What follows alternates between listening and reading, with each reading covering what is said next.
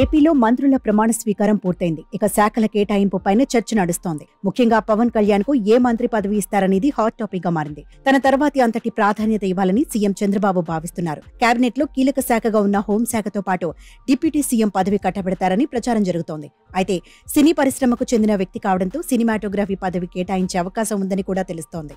మంత్రులకు శాఖల కేటాయింపుపై ఈ రోజు ఫుల్ క్లారిటీ రానుంది. ప్రమాణ స్వీకారం అనంతరం చంద్రబాబు కుటుంబ సమేతంగా తిరుపతి వెళ్లారు. అక్కడి నుంచి వచ్చి అమరావతిలోని సచివాలయంలో బాధ్యతలు స్వీకరిస్తారు. మంత్రులకు శాఖల కేటాయింపునకు సంబంధించి చంద్రబాబు ఇప్పటికే ఒక నిర్ణయానికి వచ్చినట్లు సమాచారం. చంద్రబాబు కేబినెట్ లో జనసేనకు 3, బీజేపీకి ఒక మంత్రి పదవి కేటాయించిన సంగతి తెలిసిందే. అయితే మిత్రపక్షాలకు కీలక శాఖలు కేటాయిస్తారని తెలుస్తోంది. ఇటువంటి తరుణంలో పవన్ కు దక్కే శాఖపైనే అందరి దృష్టి ఉంది.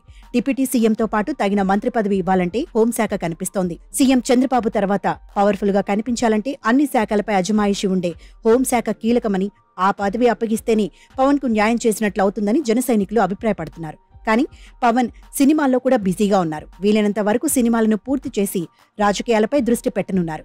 పవన్ హోంశాఖ కంటే గ్రామీణ నేపథ్యం ఉన్న శాఖని ఎక్కువగా కోరుకుంటున్నట్లు తెలుస్తోంది. అందుకే పవన్ కు డిప్యూటీ సీఎం హోదా కట్టబెట్టడంతో పాటు పంచాయతీరాజ్, గ్రామీణాభివృద్ధి, అటవీ, పర్యావరణ శాఖలను కేటాయించినట్లు తెలుస్తోంది. జనసేనలో నెంబర్ 2గా ఉన్న నాదెండ్ల మనోహర్ కు సివిల్ సప్లై, కందుల దుర్గేష్ కు పర్యాటకం, సినిమాటోగ్రఫీ శాఖను కేటాయించనున్నట్లు సమాచారం. ఈ శాఖల కేటాయింపుపై ఈ రోజు సాయంత్రానికి ఫుల్ క్లారిటీ రానుంది.